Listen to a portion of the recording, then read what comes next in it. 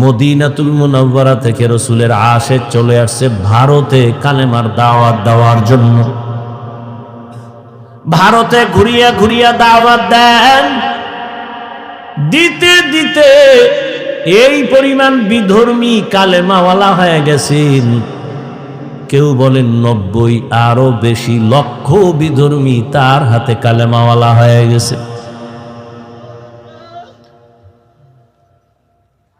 আনন্দিত অন্তর ভরা, সবাই তার নাম জানেন। এমন আল্লাহর প্রিয় বান্দা রাসূলের আশিক খাজা মঈনুদ্দিন চিশতি আজমেরি রহমাতুল্লাহ আলাইহি। খাজা মঈনুদ্দিনের মন বড় খুশি। আম্মা জানের সামনে বসলেন। মা বলে, এই মঈনুদ্দিন, তোর অন্তরে এত আনন্দ কেন? মঈনুদ্দিন চিশতি আজমেরি বলেন, আম্মা জান, আপনার দোয়া আজ আমি ভারতবর্ষে কালেমার খেদমত করেছি, লক্ষ লক্ষ বিধর্মী মুসলমান হয়েছে। মা ডেকে বলেন, মঈনুদ্দিন, এগুলো তোমার বাহাদুরি না, আমি মায়ের অবদান। কার অবদান? এর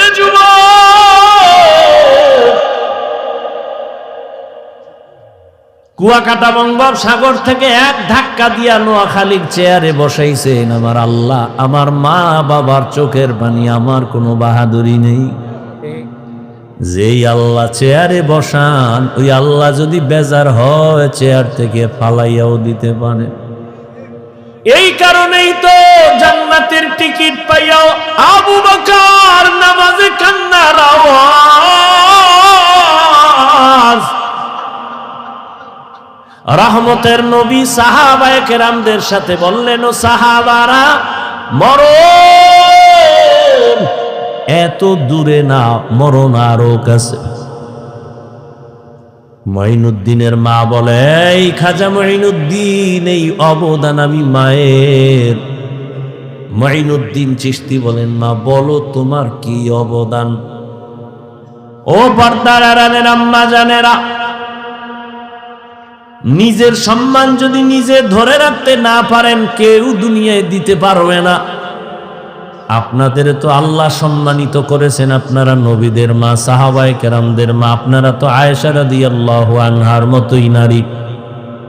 এ দুনিয়ায় যত ভালো ভালো সন্তান আসছে, মা আপনাদের অবদানের কারণে। মঈনুদ্দিনের মা চোখের পানি ছেড়ে কাঁদেন আর বলেন, ও মঈনুদ্দিন, আমার গর্ভে যখন তুই আসছো, আল্লাহর কসম আমি ও দিন থেকে এক রাত ঘুমাই নাই। আমি রাতের গভীরে সিজদায় পড়ে কান্না করতাম আর দোয়া করতাম, হে মালিক,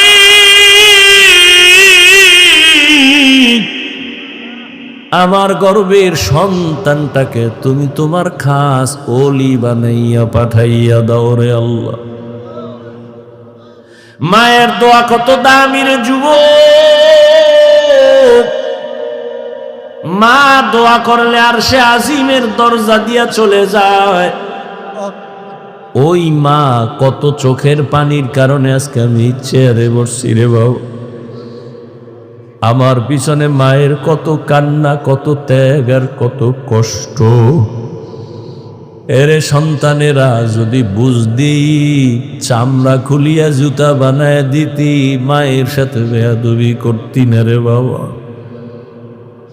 মা, আমি যেদিন দুনিয়াতে আসছি রে যুবক, তুমি যেদিন দুনিয়াতে আসছো, প্রসাব বেদনায় মা পাগল। মা, যেই মায়ের কণ্ঠ ঘরের বাইরে যায় না, কিন্তু আমি দুনিয়াতে আসার সময় মায়ের এত ব্যথা বেদনার চিৎকারের আওয়াজ বাইরের পাশের বাড়ির মা বোনরা ঘুমাইতে পারে নাই। আমার দাদি নানি মায়ের ঠান্ডা করে বুঝায়, মা কাঁদে আর বলে, মনে হয় মরিয়াই যাব, সাত আসমান আমার মাথায় চেপে। এক পর্যায়ে মা পাগলের মতো বেহুশ হইয়া যায়, আবার কান্না করে। হঠাৎ মা বলে, ও শাশুড়ি, ও মা, চলে যাও, 5টা মিনিটের জন্য আমার স্বামীকে একটু আমার কাছে আসতে দাও। আমার আম্মা জান আব্বা জানের পাইয়া হাতটা ধইরা চোখের পানি ছেড়ে বলে, স্বামী, মা বাবার মায়া ত্যাগ করে তোমার ঘরে আসছি, খাইয়া না খায় তোমার সংসার কাটাইল, আজ তুমি আমারে মাফ করে দেও, যেইভাবে খেদমত করা দরকার পারি নাই, মরে যাব, দোয়া করি। বাবা বলে, ও বিবি, এত অধৈর্য কেন? বলে, 7 আসমানের চাপ আমার মাথায়, এই প্রসব বেদনায় কত নারী দুনিয়া থেকে চলে যায়। ও স্বামী, আমিও বাঁচবো না, দোয়া করিও। বাবা একটা দৌড় দিয়া ওযু বানাইয়া যায় নামাজে গিয়া কান্না করে, ও আল্লাহ, আমার বিবির হেফাজতের জিম্মাদারি হয়ে যাও। এরে সন্তানেরা, খাজা মঈনুদ্দিনের মা কান্না করে আর বলে, রে মঈনুদ্দিন, রাতের গভীরে যায় নামাজে চোখের পানি, এক রাতও আমি কান্না ছাড়া কাটাইতাম না। ওই টাইম তো বড় আরামের আল্লাহর সাথে কথা বলার নির্জন টাইম। অতিও গভীর হয় রজনী যখন, নীরবে প্রভুর নাম জপিও তখন, প্রভুর করুণা যদি পাইবারে চাও, গভীর রাতে উঠে প্রভুর গুণগান গাও। মঈনুদ্দিনের মা ডেকে বলে, রে মঈনুদ্দিন, শুধু আমি তোমাকে গর্বে নিয়ে দোয়া করেছি, কান্না করেছি, এতটুকুই না, আল্লাহর জাতের কসম, তুমি যেদিন দুনিয়াতে আসছো, আমি মা তোমাকে যতদিন আমার দুধ পান করাইছি, আল্লাহর কসম একটা ফোঁটা দুধ বিনা অজুতে তোমার মুখে দেই নাই, এক ফোঁটা দুধ বিনা অজুতে তোমার মুখে দেই নাই। এরে আম্মা জান, এমন মায়ের সন্তান কেন জগৎ বিখ্যাত আল্লাহর প্রিয় বান্দা হবে না? সন্তানকে ডাক্তার ইঞ্জিনিয়ার বানাবেন, বাধা নাই, তবে বেয়াদব যেন না হয়। যারা নবীর অনুসরণ করবে তারা জান্নাতি, এই কথার বিপরীত দাঁড়ায় যারা নবীর অনুসরণ করে না তারা জান্নাতি না। তবে নবীজি এ কথা বলেন নাই যারা আমার অনুসরণ করে না তারা জান্নাতি না, নবী এ কথা বলেন নাই। খুব খেয়াল করেন। কিন্তু সাহাবায়ে কেরামের প্রশ্ন, নবী আপনাকে মানে না তারা কারা? রহমতের নবী জবাব দেওয়ার আগে বললেন, যারা আমার অনুসরণ করবে তারা জান্নাতি। এর বিপরীত কথা হয়, নবী বলে নাই, বিপরীত কথাটা এমন দাঁড়ায় যারা নবীর অনুসরণ করবে না তারা জাহান্নামী। আসলে নবী এ কথা কখনো বলেন নাই যে আমার অনুসরণ যে করবে না সে জাহান্নামী, নবী বলেন নাই। নবী কি বলছেন? ওয়ামান আসানি ফাকাদ আবা, যে আমার বিরোধিতা করবে সে জাহান্নামী। কি বুঝলেন এখান থেকে? যারা রসুলের আদর্শ মতো চলে না তারা দুই দল। কয় দল? খুব খেয়াল করেন, এক দল বিদ্রোহী আর এক দল আগ্রহী। ভিন্ন শব্দে আমি বলি, এক দল দরদি আর এক দল বিরোধী। আরো প্র্যাকটিক্যাল বুঝাই বুঝেন। ডান দিক থেকে একটা যুবকের কথার কথা জিজ্ঞাসা করলাম, এই যুবক, নবীজির আদর্শে কেন টুপি পরো না, দাড়ি রাখো না, নামাজ পড়ো না? যুবক আমারে জবাব দিল, নবীর আদর্শে নামাজ পড়া দরকার, টুপি পরা দরকার, পারি না, দোয়া কইরে হুজুর, চেষ্টা করব। কি বুঝলেন? বিরোধী না দরদি? খুব খেয়াল করে। বাম দিক থেকে একটা যুবকের জিজ্ঞাসা করলাম, যুবক, নবীজির আদর্শে কেন দাড়ি রাখো না, নামাজ আদায় করো না? আমার কথাটা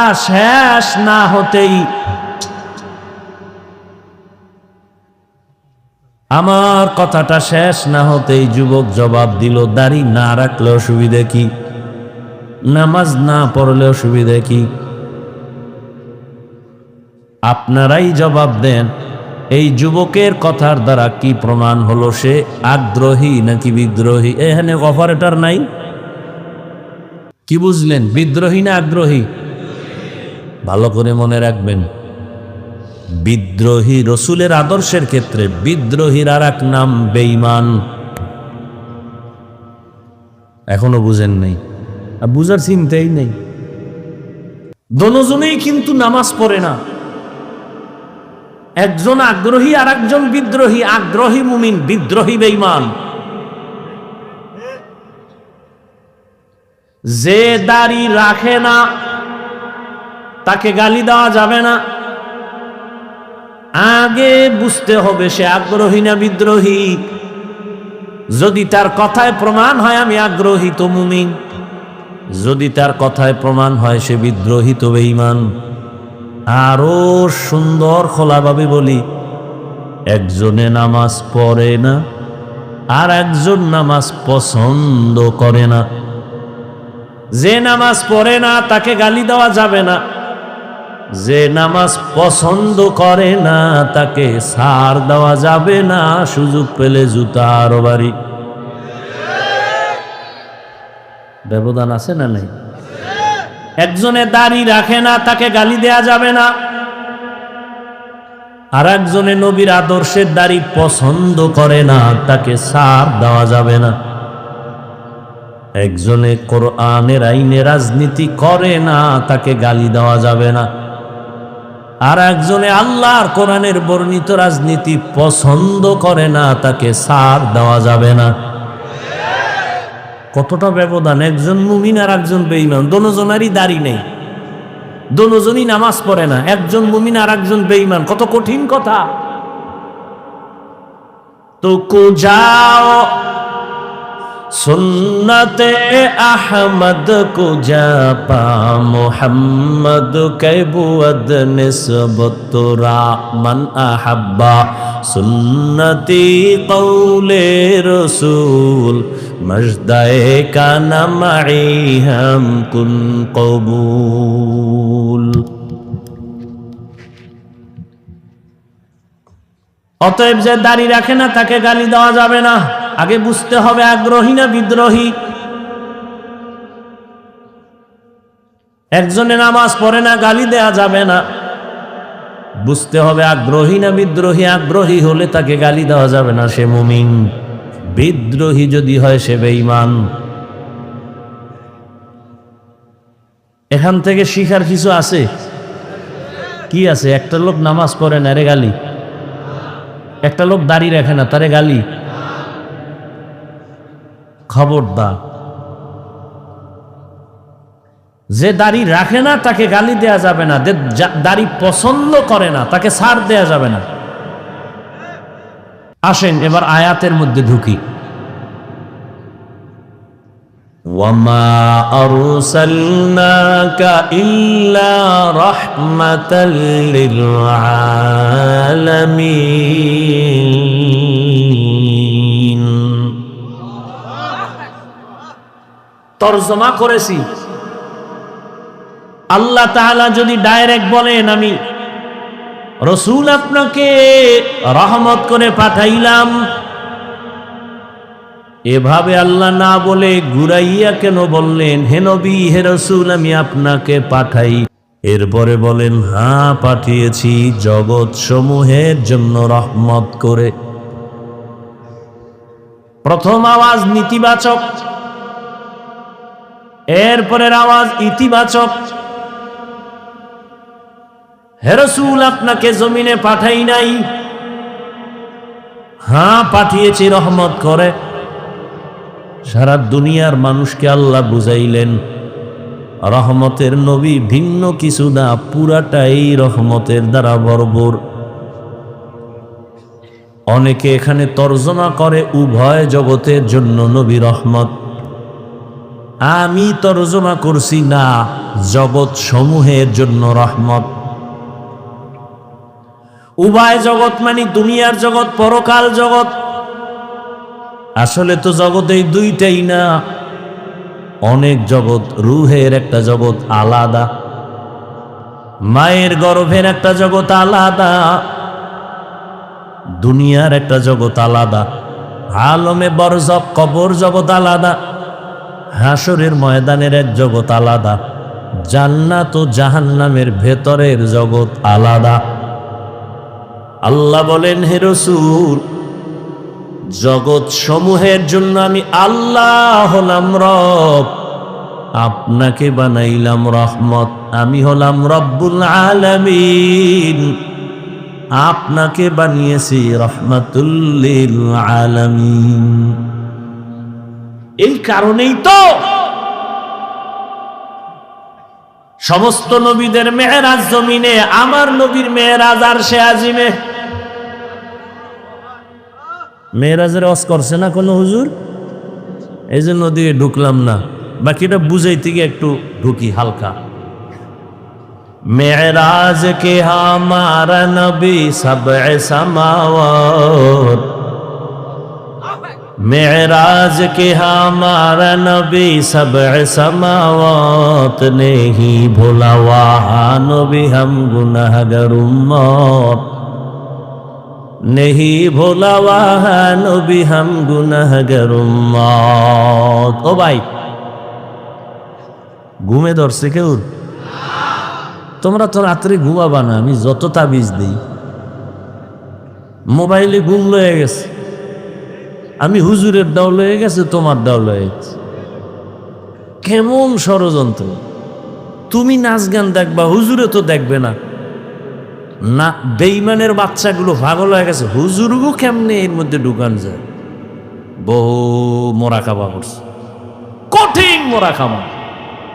মোরাকাবা কইরা বের করছে, এই হুজুরগু যদি একটু ফান্দে ফালায় রাখা যায়, ছলে বলে কৌলে কৌশলে এরা ডাইরেক্ট গুনাহ করবে না, এমন ভাবে আটকায়া দাও যে গুনাহ করবে না।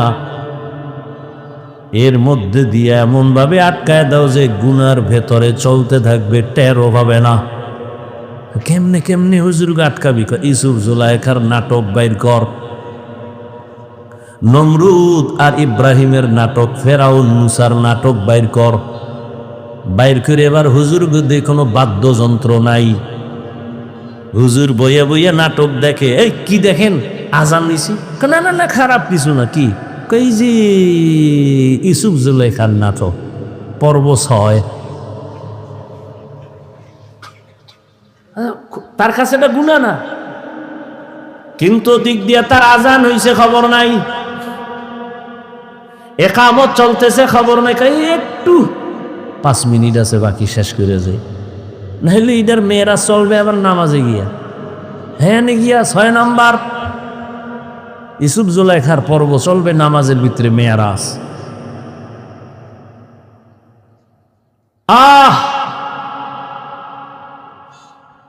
সমস্ত নবীদের মেয়েরাজ জমিনে, রহমতের নবীর মেয়েরাজ হলো আরশে আজিমে। সমস্ত নবী রাসূলদের মেরাজ হলো ইমতিহান, রহমতের নবীর মেরাজ হলো ইনআম। সমস্ত নবী রাসূলদের মেরাজ হলো পরীক্ষা, আর আপনার আমার রহমতের নবীর মেরাজ হলো পুরস্কার।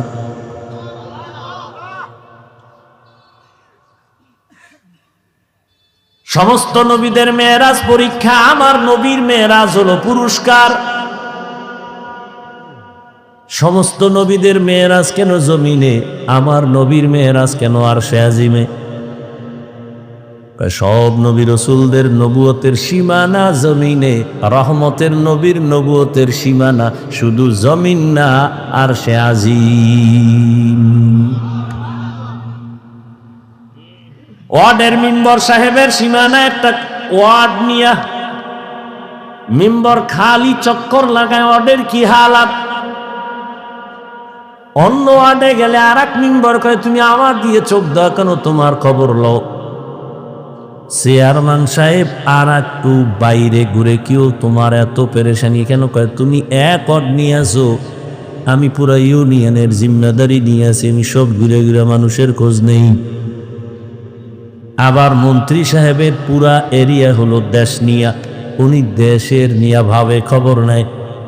সরকার প্রধানের এই চিন্তা, মেম্বারের চিন্তা আমার ওয়ার্ডের কি হালাত, চেয়ারম্যানের চিন্তা আমার ইউনিয়নের কি হালাত, এমপির চিন্তা আমার থানার আসনের কি হালাত, সরকারের চিন্তা হলো গোটা দেশের কি হালাত।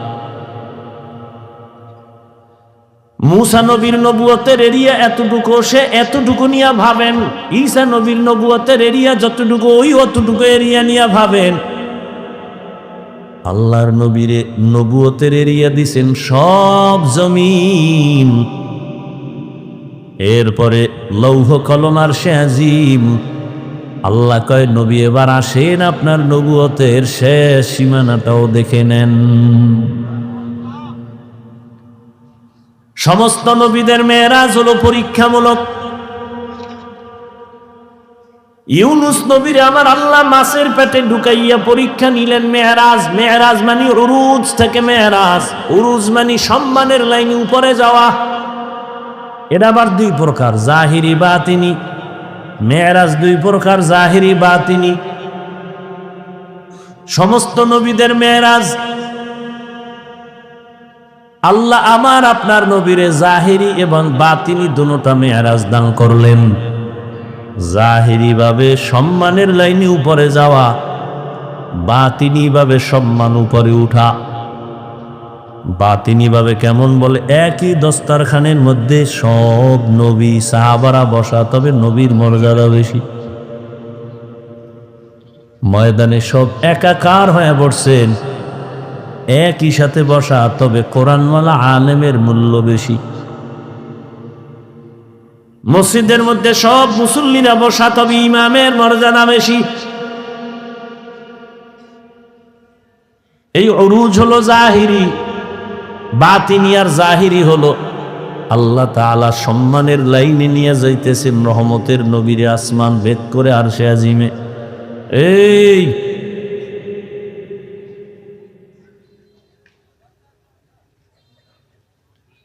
তোমাকে আল্লাহ কেন যে দুনিয়ায় পাঠাইল, আর কেন আসছো, কে তোমার ধাক্কা দিয়ে এনে আনলো? কো আসছো আসছো, আমার কিছু বাইরে বাইরে দাঁড়ায় রয়েছে, ওদেরকে দাঁড়ায় শুনতা, ফট করে এক সিভা দিয়ে বাইরে হয়ে যেত, বিড়ি টেনে আবার হইতা। তুমি ভিতরে ঢুকে এইগুলি কেন করো?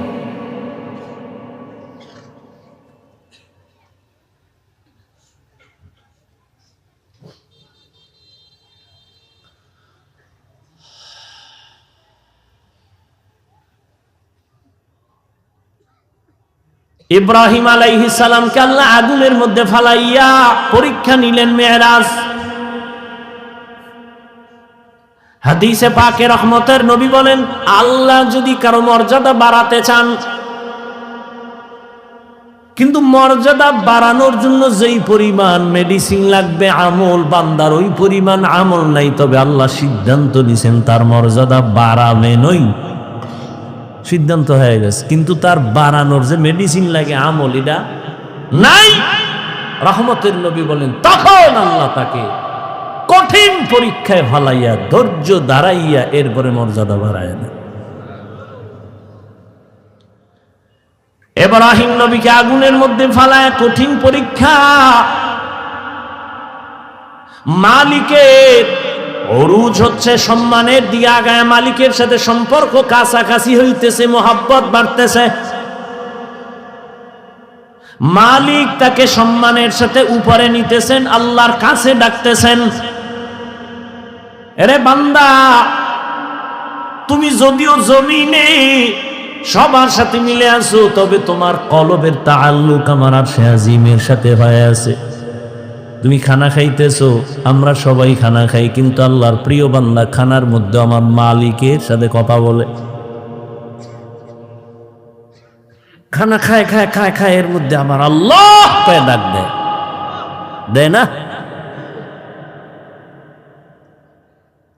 খানা খায় বিসমিল্লাহ ছাড়া বলে না। লাকাল হামদু ওয়া লাকাশ শুকুর, মাওলার সাথে কথা চলতেছে। ওরজ ইসমাইল নবীর সাথে আল্লাহ মেরাজ দিলেন, উরুজ দিলেন, সম্মান বাড়ালেন। ছুরির নিচে ঢুকাইয়া পরীক্ষায় ফালায় কয় এবার তোমার উরুজ হবে। জাকারিয়া আলাইহিস সালামের গলায় ছুরি লাগাইয়া আল্লাহ উরুজ দেখায় দিলেন, মেরাজ। আর আমার নবীরে আল্লাহ এতটা আদর করেছেন, সব নবী রাসূল আল্লাহর বন্ধু, সব আল্লাহর বন্ধু। মুসা নবী আল্লাহর বন্ধু, ইব্রাহিম আল্লাহর বন্ধু, ঈসা আল্লাহর বন্ধু, মুসা আল্লাহর বন্ধু, দাউদ আল্লাহর বন্ধু, সুলাইমান আল্লাহর বন্ধু। আমার নবীও আল্লাহর বন্ধু, তবে ব্যবধান সব নবী রাসূল আমার আল্লাহ তাআলার আশিক, আর আমার আল্লাহ শুধুমাত্র মুহাম্মদের আশিক। ব্যবধান আছে না নাই? এরে নবীর উম্মত, আমার আল্লাহর নবীকে আমার আল্লাহ পরীক্ষামূলক মেরাজ করার নাই, দিছেন পুরস্কার। তাই পরীক্ষা কই? পরীক্ষা ছাড়া তো পুরস্কার পায় না। আল্লাহ কয় দেখ আমার নবীর আমি কঠিন পরীক্ষা নিছি, যা কোন নবী রাসূলের বেলায় নেওয়া হয়নি। এক নাম্বার, আমি আমার মায়ার নবীর দুনিয়ায় পাঠাবার আগে তার বাবার চেহারা থেকে আলাদা করে ফেলেছি। কেমন মায়ার নবী আমার, দুনিয়া এসে জীবনে একবার আব্বা বলে ডাক দিতে পারলেন না, বাবার চেহারাটাও দেখতে পারলেন না। 6 বছরে মা হারায় গেল। রহমতের নবী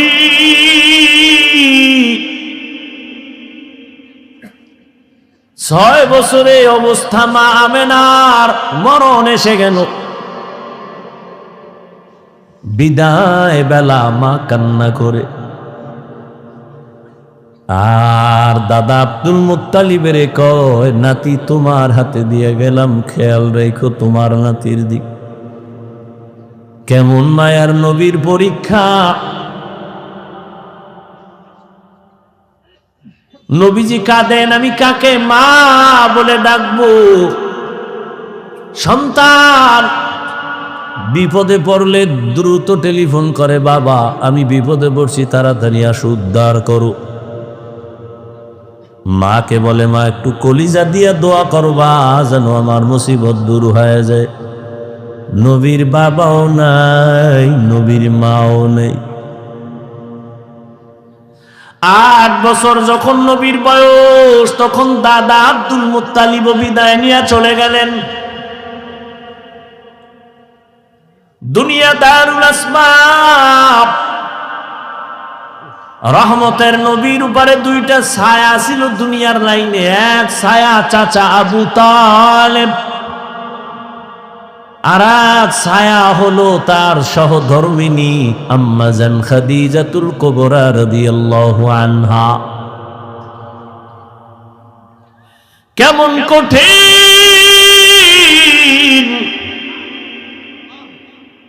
একই বছরের অল্প টাইমের ব্যবধানে চাচাও চলে গেলেন, নবীর কলিজার স্ত্রী আম্মা জান খাদিজা রাদিয়াল্লাহু আনহাও চলে গেলেন।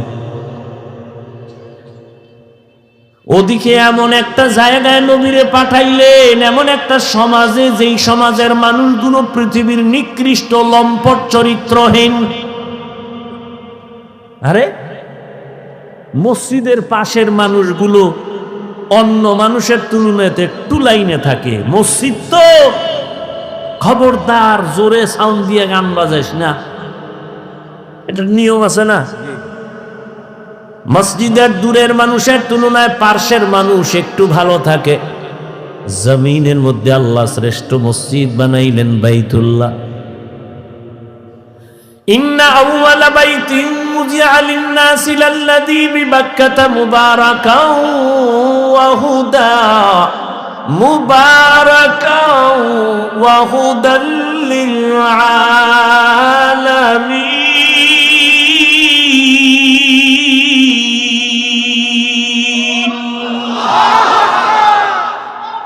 পৃথিবীর শ্রেষ্ঠ ঘর বাইতুল্লাহ। কেমন ঘর? এই সব ঘর মসজিদ কার ঘর? নোয়াখালীর কেন্দ্রীয় মসজিদ কার ঘর? বাইতুল মুকাররম মসজিদ কার ঘর? সব মসজিদ আমার আল্লাহর ঘর, তবে বাইতুল্লাহর মর্যাদা অনেক বেশি। যেই বাইতুল্লাহর দিকে তাকাইয়া থাকবি সওয়াব, যেই বাইতুল্লাহর সীমানায় বসে একবার যদি ডাক দাও আল্লাহ, সাথে সাথে 1,00,000 বার আল্লাহ বলার সওয়াব। বাইতুল্লাহর সীমানায় বসে যদি একবার বলো সুবহান, 1,00,000 বার সুবহান বলার সওয়াব। বাইতুল্লাহর এরিয়ায় যদি একটা সিজদা দাও, 1,00,000 সিজদার সওয়াব আল্লাহ দান করবেন। এমন একটা দামি ঘরের পার্শ্বের মানুষগুলো এত বড় চরিত্রহীন হলো কেন? দুনিয়ার অন্য কোথাও এত খারাপ মানুষ নাই, বাইতুল্লাহর এরিয়ার মানুষ, পাশের মানুষগুলো এই পরিমাণ লম্পট চরিত্রহীন কেন? এর একমাত্র কারণ, অনেকগুলো কারণের বড় একটা কারণ, এদের কোনো মুরব্বী ছিল না। ঈসা নবী চলে গেছেন, 500 বছরের প্লাস, এর মধ্যে কোনো নবী নেই। মানুষগুলো মুরব্বী না থাকলে বেপরোয়া চলে, গরুর গলায় রশি আর মালিক না থাকলে গরুর আর কোনো টেনশন নাই, স্বাধীন। জমিনের মধ্যে স্বাধীন স্বাধীন করে যারা চলে, এদের জিন্দেগি ভালো না। আকাশে স্বাধীনভাবে পাখি উড়ে, কোনো দাম নাই। খাঁচার মধ্যে যেটা আটকায় গেছে তার মূল্য বেড়ে গেছে। সমুদ্রের ভেতরে 1000 কোটি ধরনের মাছ স্বাধীনভাবে দৌড়ায়, যেখান থেকে সেখানে দৌড়ায়, দাম নাই। জালের মধ্যে আটকায় গেছে, বাজারে উঠছে, দাম বেড়ে গেছে। রাস্তায় কুকুর ঘুরে, কোনো কুকুরের দাম নাই। মালিকের শিকল যেই কুকুরের গলায় লাগানো, কুকুরের দাম বেড়ে গেছে। জঙ্গলের হাজারো প্রাণীর কোনো মূল্য নাই, স্বাধীন। কিন্তু যেই প্রাণীটা মালিকের খাঁচায় আটকায় গেছে, চিড়িয়াখানার মধ্যে গেলে, তার ওখানে গেলে টাকা লাগে, দাম বেড়ে গেছে। ঠিক ও বৃহত্তর নোয়াখালীর মুসলমানেরা, স্বাধীনভাবে তুমি চলবা, কোনো মূল্য নাই। কালেমার রশি গলায় লাগায় রসুলের তরিকায় আলেম রে মাইনা চলবা, তোমার দাম এতটাই বাড়বে, নূরের সৃষ্টি ফেরেশতার থেকেও বেশি। ভাইরা আমার, বাইতুল্লাহর মানুষ খারাপ কেন? কি নাই? কোনো মুরব্বী নাই, কোনো আল্লাহর নবীও আসেন নাই। যখনই মুরব্বী হইয়া রহমতের নবী আসলেন, রহমতের নবী যখন আইসা উম্মতের সুন্দর আদর্শের দাওয়াত দিলেন, মানুষগুলো সেই চরিত্রহীন মানুষ এতটা দামি হয়ে গেল। আল্লাহ বলেন, জিবরাইল লিস্টি নিয়ে রহমতের নবীরে দেও, এই লিস্টিতে যাদের নাম আছে সবাই বিনা হিসাবে জান্নাতি।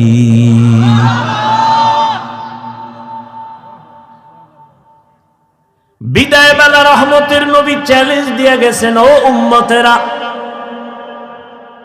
দুটো জিনিস রেখে যাই, ধরে যদি রাখতে পারো, তোমাদের সম্মানও যাবে না, ঈমানও যাবে না। قال رسول الله صلى الله عليه وآله وسلم, এই ওই জায়গায় একটা লোক, ও মনে হয় যায় নাই, ভয়ে, যাও বাবা, ওই যে উঠছিল গেছে না, আবার বেজার লাগাই সব নষ্ট করো না, তোমার সমস্যা থাকলে যাও। এটাই তো দুনিয়ার পরীক্ষা। সিনেমা হলের দরজাও খোলা, মসজিদের দরজাও খোলা। ওদিকে জাহান্নামের মার্কেট বাজারও চলতেছে, এটা জান্নাতের মার্কেটও চলতেছে, পরীক্ষা চলতেছে, কই ঢুকবি? হ্যাঁ, ওখানে দোকানপাট চলে, ওখানে খেলনা, ওখানে বেলুন, ওখানে নারী, ওখানে পুরুষ, ওখানে যুবক যুবতী, অবাধে কবিরা গুনাহ চলতেছে দোকানপাটে, চলে না? এখানে জান্নাতের বয়ান চলতেছে, ওখানে জাহান্নামের বাজার মিলেইছে ওয়াজ উপলক্ষে। ওয়াজ উপলক্ষে জাহান্নামের বাজার না, ওটাও জান্নাতের বাজার। যদি তাই হয় তাহলে ওয়াজ উপলক্ষে দরকার কি বাজারের? দুই একটা খানা দানার দোকান থাকতে পারে, দূরের মানুষ আসবে, ক্ষুধা লাগবে, খাবে। খেলনার দোকান কেন? বেলুনের দোকান কেন? সেখানে আবার এমন দোকান কেন বেপর্দা নারী ঢুকবে, পুরুষ ঢুকবে? এই কবিরা গুনার দায়ভার কে নেবে? বলে গেলাম এখানে না, সারা দেশের হালাত বড় খারাপ। ওই যে শুরুতেই বলেছিলাম, বলবে হুজুর বাদ দাও, আকাম বাদ দেওয়া যাবে না। ওয়াজে আসছে, বেলুন কিনছে, বেলুন, প্লাস্টিকের মাছ, মোনাজাতের পরে কান্দে লইয়া ঝুলায় ঝুলায় বাড়ি যাবে। ম্যাডাম কইবে ওয়াজেরতে কি পাইছো? বলে বেলুন মোনাজাতে কবুল হয়ে গেছে, নিয়েছি। হাসো, হাসো কেন? তারও কিন্তু কারণ আছে। ১৫০০ বছর আগে নবী বলে গেছেন, লা ঈমানা লিমান লা হায়া আলা, যাদের লজ্জা নাই ওদের ঈমান নাই। পাগলের কোনো লজ্জা আসেনি, এজন্য হাসে, আবার কান্দে, আবার দৌড় দেয়। অথচ আমি এখানে এতক্ষণ পর্যন্ত যতটা কথা বলছি, একটাও হাসির কথা বলি নাই।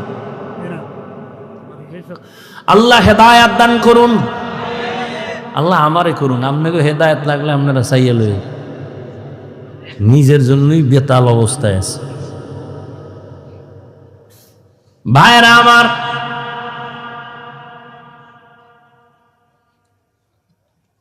বড় কঠিন হালাত।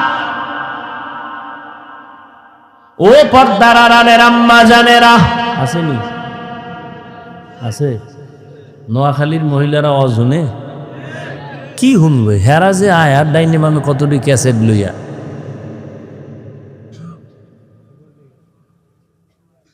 প্যান্ডেলে বয়ে শুধু গল্প। বছরের একদিন পাইছি সমাবেশ, আর কবে হবে?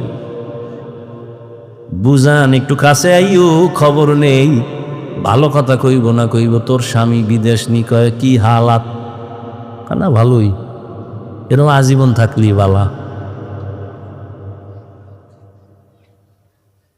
গল্প করতে করতে বয়ান কি হলো খবর নাই।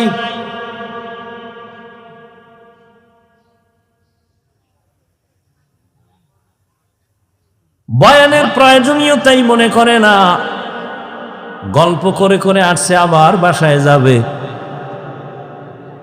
অথচ আম্মাজানদের বয়ান বেশি শোনা দরকার। বাবার তুলনায় মায়ের অবদান সন্তানের উপরে অনেক বেশি।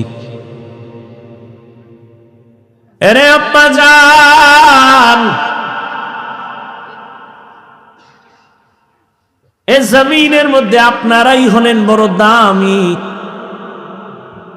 জমিনে যত নবী আল্লাহ পাঠাইছেন সব মায়ের সন্তান।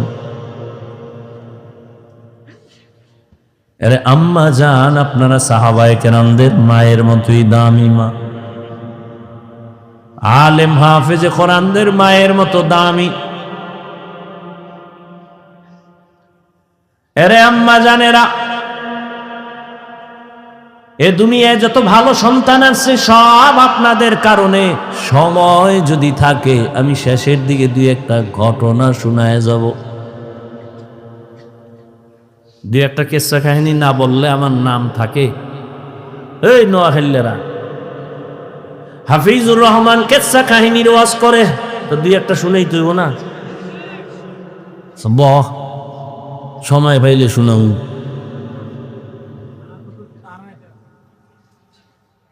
তবে শুনিয়া রাখিস রে নোয়াখালীর যুবক,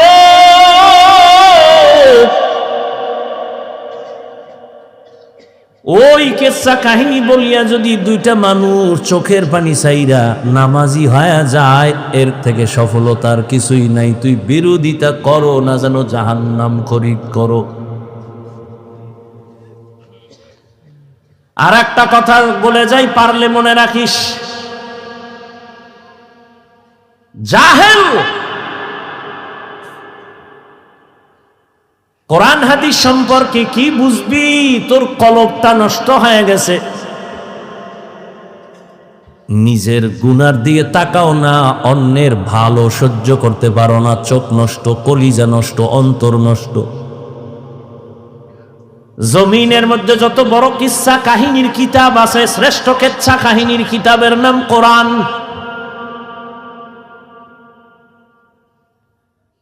জমিনে সর্বশ্রেষ্ঠ কিচ্ছা কাহিনীর দ্বিতীয় কিতাব হাদিস। এবার ওই জাহেলদেরকে বুঝাবার জন্য একটু আমাকে ওলামায়ে কেরাম একটু আমাকে সায় দেন, একটু সাহস দেন।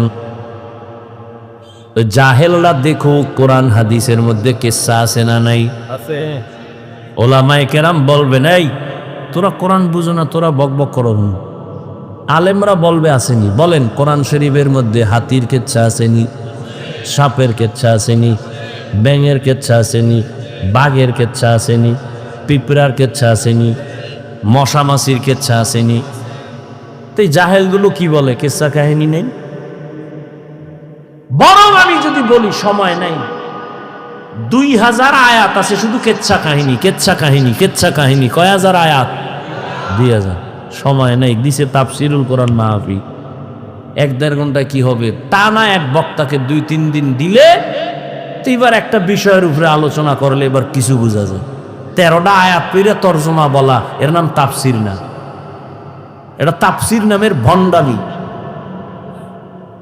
আমি না নোয়াখালী আইলে বলি, সাইজ করি নোয়াখালী লাগে এই কথা কইয়া, যে বাংলাদেশের আলেমগো তাফসির শিখাইয়া গেছে।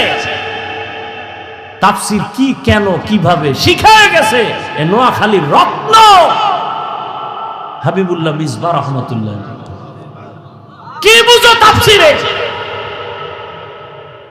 কি বুঝো? বিসমিল্লাহর বা নিয়ে আলোচনা করলে 3 দিন চলে যাবে।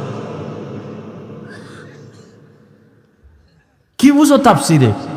বয়ে বয়ে গুনো কলম দিয়ে কয়টা আয়াত কইছে না? কে শিখাইছে তাফসির? ইউটিউবে থাকতে পারে মিসবাহ রহমতুল্লাহ আলাইহ, এর বয়ান বুঝতে হলেও কিছু জ্ঞান নিয়ে বসা লাগে, নাহলে বুঝবেও না। ভিজিটিং কার্ডে মুফাসসির লিখতে লজ্জা লাগে না তো? আর 1000 কাট করতে 300-400 টাকা লাগে, তো মুফাসসির লেখলে আর সমস্যা? মুফাসসিরে কোরআন সময়ের আলোড়ন সৃষ্টিকারী বক্তা, যে বক্তা হের কার্ডে লেখে, कैसा बेहाया, কপাল কেমন পড়া পড়ছে, নিজের প্রশংসা নিজে করে, মুফাসসিরে কোরআন। আর আমার নামে মাওলানা না লেখলে আল্লাহ সাক্ষী আমি খুশি, আল্লামা লেখলে তোর ধৈর্য ফলে আল্লামা লেখছো কাজ। দেখি টাইটেল টুইটেল সারা দিয়ে আল্লাহ সম্মান দেয়নি। সম্মান দেওয়ার মালিক টাকা না আল্লাহ? তা তো টেনশন কিসে? এই বেটা নোয়াখালী বাবারা ধমক দিয়ে বলে, মোহাব্বতে বলে, রাগ করো না, মাপ চাই পায়ে ধরে। তোমরাই তো বলো হাফিজ রহমানের এলেম নাই, কিছু নাই, আইসো কেন? তো প্রশ্ন তোমাকে করবো, আসছো কেন? তুমি না এই সিফাসা ভাই আওয়াজ দিছো যে অজেদে লাভ নাই, কিচ্ছা কাহিনী কয়, এলেম নাই, কিছু নাই, এই নেই সেই, তো তুমি আসছো কেন? আল্লাহুম্মা মারহামনি বিতারকিল মাআসি, আল্লাহুম্মা আরহামনি বিতারকিল মাআসি, আল্লাহুম্মা আরহামনি বিতারকিল মাআসি। কি যুবকরা কিচ্ছা শুনবি? সোনাবন্ধের গান গাই না আমরা, ওই কিচ্ছা বলি যা শুনলে মানুষের দিল নরম হয়, চোখে বানিয়ে। আমরা সোনাবন্ধের গান গাই না। জিন্দগি মে बंदगी तू करना है, जिंदगी में बंदगी तू करना है, जिंदगी बे बंदगी शर्मिंदा है, जिंदगी बे बंदगी शर्मिंदा है। यहाँ हम सब मुसाफिर दिल ना लगा, अहले दिल की नजर से रूह करता जा, शाह दौलत सब फकीर गर नेक ने है, शाह दौलत सब फकीर गर नेक ने है, जिंदगी में बंदगी तू करना है, जिंदगी में बंदगी तू करना है, जिंदगी बे बंदगी शर्मिंदा है, जिंदगी बे बंदगी शर्मिंदा है।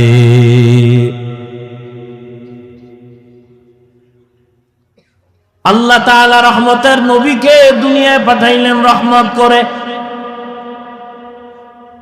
নবী যখন বাইতুল্লাহে চলে আসলেন, মক্কার আমূল পরিবর্তন হওয়া শুরু হয়ে গেল। কেমন মায়ার নবী আমার, যে নবী তার হায়াতে কোনোদিন একটা মিথ্যা কথা বলেন নাই। কেমন একজন নবী পেয়েছ রে যুবক, যেই নবীর হায়াতে কোনোদিন একটা গালি কাউকে দেন নাই। এমন গর্ব করার মতো নেতা আর আছে কেউ? এই আমগুর নেতা খেতা যার পিছে গুরু একজন বাইক করছে, মিশা কয় না। মোবাইলটা কানে লাগায় ঘরের মধ্যে থাইকা জিগায়, ওই সাহেব কই? ঘরে বয়াকা আমি জমি নেই নাই। কেমন একজন মায়ার নবী, রহমতের নবী আমার, ১৫০০ বছর আগে বলে গেছেন, দুই জিনিস রেখে গেলাম ধরে রাখ, জীবনে ঈমান যাবে না, সম্মান যাবে না। এক হলো নবীর আদর্শ, দ্বিতীয় কোরআন। এই দুই জিনিস ১৫০০ বছর পরে এখনো যাদের কাছে আছে, এদের মতো সম্মানে এখনো জমিনে কেউ নেই। চেয়ারম্যানের চেয়ারের মেয়াদ শেষ, এমপির মেয়াদ শেষ, মন্ত্রীর মেয়াদ শেষ, এসপির মেয়াদ শেষ, ডিসির মেয়াদ শেষ। কোরআনওয়ালা নবীর আদর্শওয়ালারা যে চেয়ারে বসছেন, এই চেয়ারের তো কোনো মেয়াদই নেই। শেষ কিসের? ভালো করে মনে রাখিও, টাকা দিয়া সম্মান কিনলে প্রথম ফুলের মালা, ফাইনালে জুতার মালা। আর আমার আল্লাহ যাকে সম্মান দান করবেন, ওই বান্দা দুনিয়ায়ও বাদশাহ, পরকালেও বাদশাহ।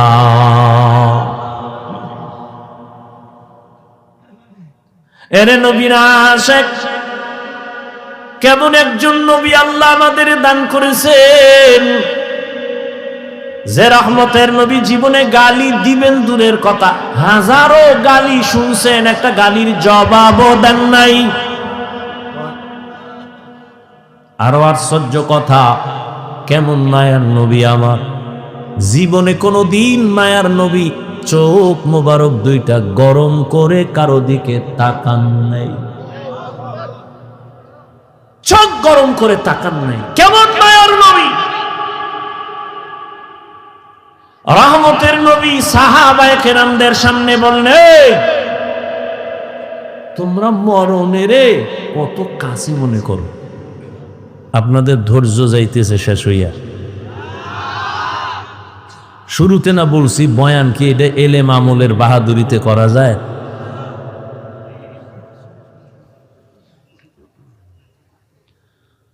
হায় হায়। নবী জিজ্ঞাসা করেন মরণকে কত কাছে মনে করেন? একজন সাহাবী বলেন, ইয়া রাসূলুল্লাহ, আমি ফজরের নামাজ পড়িয়া ভয় পাই জোহরের নামাজ আদায় করতে পারবো কিনা, এর মাঝে আজরাইল চলেন। আর একজন সাহাবী বললেন, ইয়া রাসূলুল্লাহ, আমি জোহরের নামাজ আদায় করিয়া ভয়ে থাকি, আসরের নামাজ আদায় করতে পারবো কিনা, এর মাঝে না জানি আজরাইল এসে আমার রূহটা নিয়ে যায়। আর একজন সাহাবী বলেন, ইয়া রাসূলুল্লাহ, আমি আসরের নামাজ আদায় করিয়া অপেক্ষা আর ভয় মাগরিবের নামাজ আদায় করতে পারি কিনা, এর মাঝে আজরাইল চলে আসবে, এই ভয়ে থাকি। রহমতের নবী বললেন, আপনারা তো মরণকে অনেক দূরে মনে করেছেন, মরণ তো এত দূরে না, আরো কাছে। ইয়া রাসূলুল্লাহ, কেমন? কয়, আমি মনে করি নামাজ শেষ ডান দিকে যখন আমি সালামটা ফিরাই, আমি ভয় অস্থির থাকি, বাম দিকে সালাম ফিরানোর আগে আজরাইল এসে হাজির হয়ে যাবে। মরণ থেকে যতই পালাও মরণ তোমায় নিবে ঘিরি, যদিও সুদূর আকাশ পানে লুকাও সেথায় লাগিয়ে সিঁড়ি। নদী পথে নৌকা চালাও ও মাঝি ভাই, বেলা ডোবার আগে আমিও পার উঠতে চাই, ডুবে গেলে বেলা রে আর উঠে না, ভেঙ্গে গেলে মেলা রে আর জমে না। এরে আল্লাহর বান্দারা, ও আমার কলিজার যুবক, আমি তোমাদের হুজুর বানাবার জন্য আসি নাই, আমি একবারও কিন্তু বলি নাই এবং বলবো না যে আমি পাঁচকল্লি পড়েছি তুমিও বড়। আমি কওমি মাদ্রাসার সন্তান, তুমিও কওমিতে যাও, বলি নাই, বলবো না, ভয় পাইও না। আমি দাওয়াত ও তাবলীগের লাইনের সন্তান, আমি পীরের মুরিদ, একবারও বলি নাই, বলবো না তুমি তাবলীগে যাও, তুমি পীরের কাছে যাও। কি বলবো একটু খেয়াল করে শুনো রে বাবা। তুমি স্কুলে পড়ো, কলেজে পড়ো, চাকরি করো, ব্যবসা করো, ধন্যবাদ ধন্যবাদ ধন্যবাদ। শুধু ধন্যবাদই না, আমি বলবো এই যুবকেরা, স্কুল ছাড়িস না, কলেজ ছাড়িস না, লেখাপড়া করে ডাক্তার হও, ইঞ্জিনিয়ার হও, প্রফেসর হও, ব্যবসায়ী হও, চাকরিজীবী হও, তবে ছোট একটা দাবি আমার, বেয়াদব হইও না রে বাবা।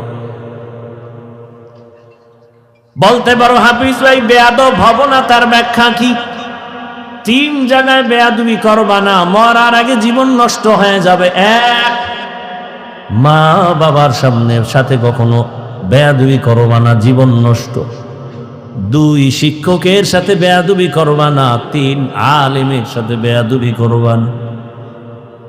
মা বাবারে যদি কষ্ট দাও, বরদোয়া লেগে যায়, কপাল শেষ।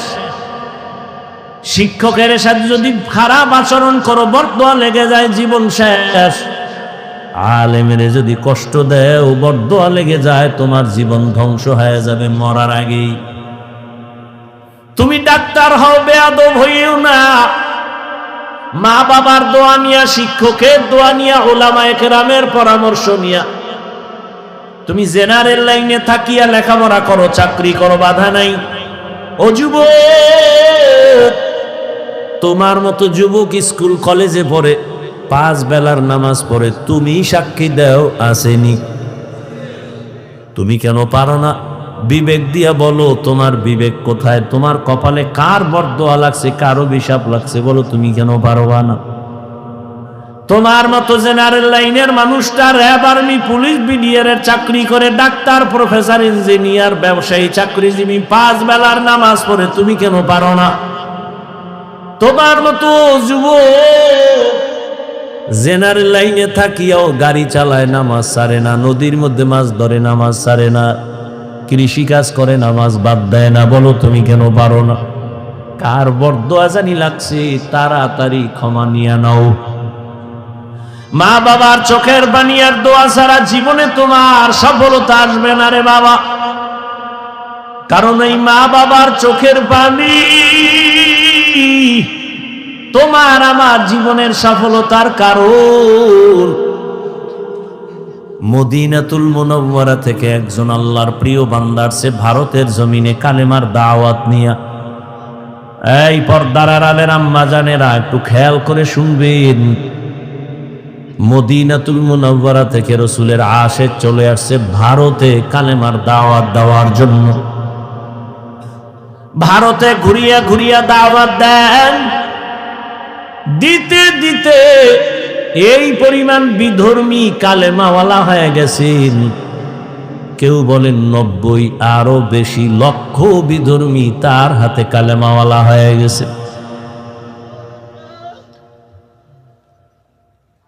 আনন্দিত অন্তর ভরা, সবাই তার নাম জানেন। এমন আল্লাহর প্রিয় বান্দা রাসূলের আশিক খাজা মুঈনুদ্দিন চিশতি আজমেরি রহমাতুল্লাহ আলাইহি। খাজা মুঈনুদ্দিনের মন বড় খুশি। আম্মা জানের সামনে বসলেন, মা বলে, এই মুঈনুদ্দিন, তোর অন্তরে এত আনন্দ কেন? মুঈনুদ্দিন চিশতি আজমেরি বলেন, আম্মা জান, আপনার দোয়া আজ আমি ভারতবর্ষে কালেমার খেদমত করেছি, লক্ষ লক্ষ বিধর্মী মুসলমান হয়েছে। মা ডেকে বলেন, মুঈনুদ্দিন, এগুলো তোমার বাহাদুরি না, আমি মায়ের অবদান। কার অবদান? এর যুবক,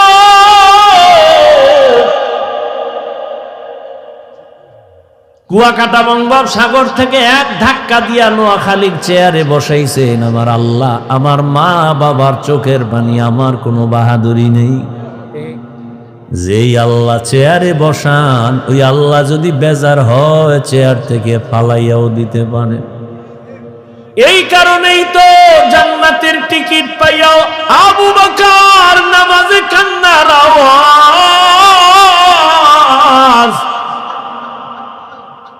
রহমতের নবী সাহাবায়ে কেরামদের সাথে বললেন, ও সাহাবারা, মরণ এত দূরে না, মরণ আরো কাছে। মুঈনুদ্দিনের মা বলে, এই খাজা মুঈনুদ্দিন, এই অবদান আমি মায়ের। মুঈনুদ্দিন চিশতি বলেন, মা বলো তোমার কি অবদান? ও পর্দার আড়ালের আম্মা জানেরা,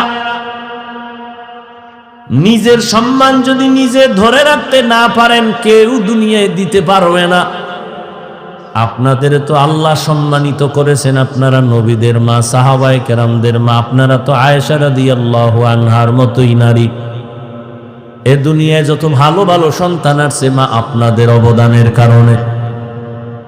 মুঈনুদ্দিনের মা চোখের পানি ছেড়ে কাঁদেন আর বলেন, ও মুঈনুদ্দিন, আমার গর্ভে যখন তুই আসছো, আল্লাহর কসম আমি ও দিন থেকে এক রাত ঘুমাই নাই। আমি রাতের গভীরে সিজদায় পড়ে কান্না করতাম আর দোয়া করতাম, হে মালিক,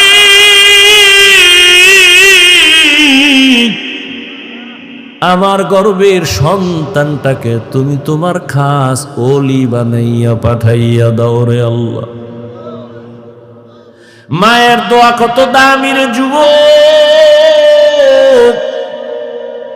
মা দোয়া করলে আরশে আজিমের দরজা দিয়া চলে যায়।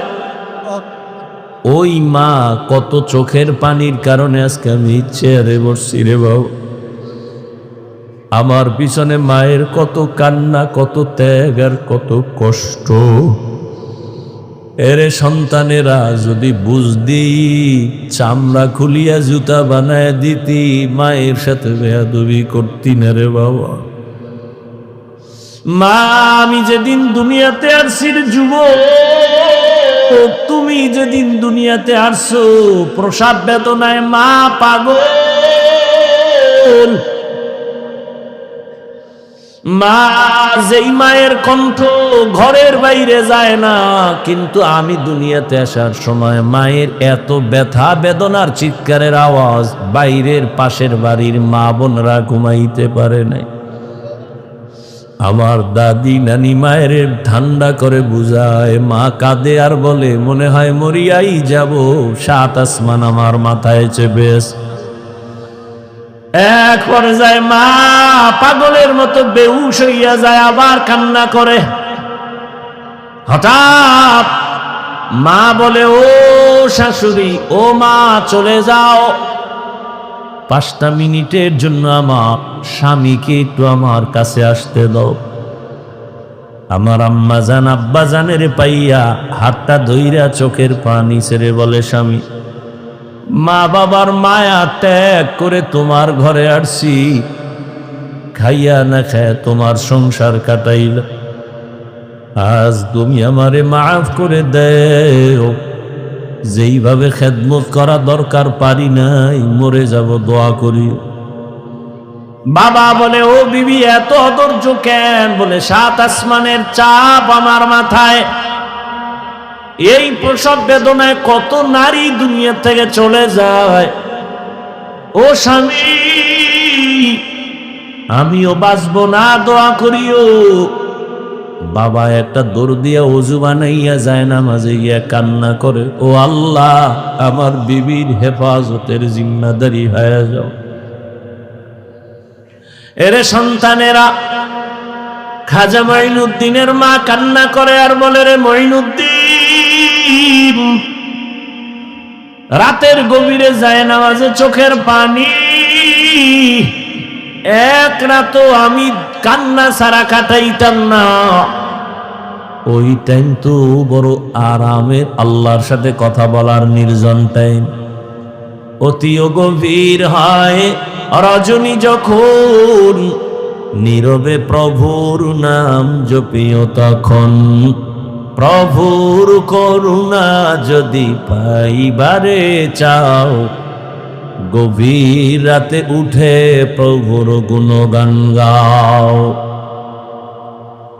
মঈনুদ্দিনের মা ডেকে বলে, রে মঈনুদ্দিন, শুধু আমি তোমাকে গর্বে নিয়ে দোয়া করেছি, কান্না করেছি, এতটুকুই না, আল্লাহর জাতের কসম, তুমি যেদিন দুনিয়াতে আসছো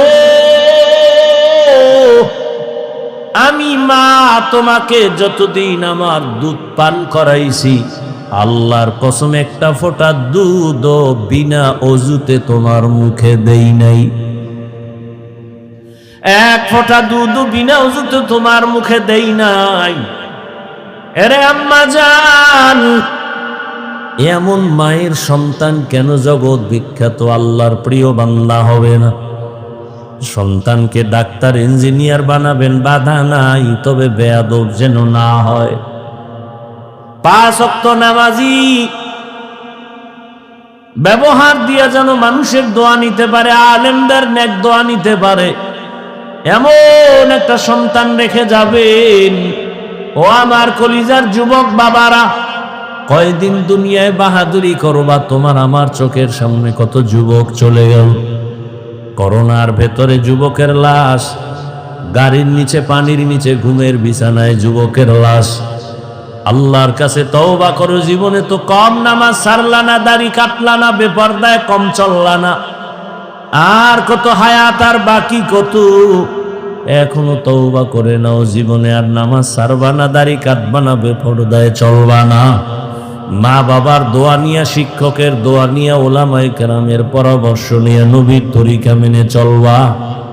আল্লাহ সবার যদি মন্তর দিয়ে তওবা করতে পারো, আল্লাহ রহমতের নজর দিয়া সবার গুনাহগুলো মাফ করে দিবেন। হেদায়েতের মালিক আল্লাহ, জানি না কার কপাল ওমরের মতো কবুল হয়ে যাবে। আর কপালটা আবু জাহালের মতো খারাপ হয়ে যাবে। কে যেন এত বয়ান শুনিয়াও দিল নরম হবে না, কান্না আসবে না, তওবার নিয়ত করবে না।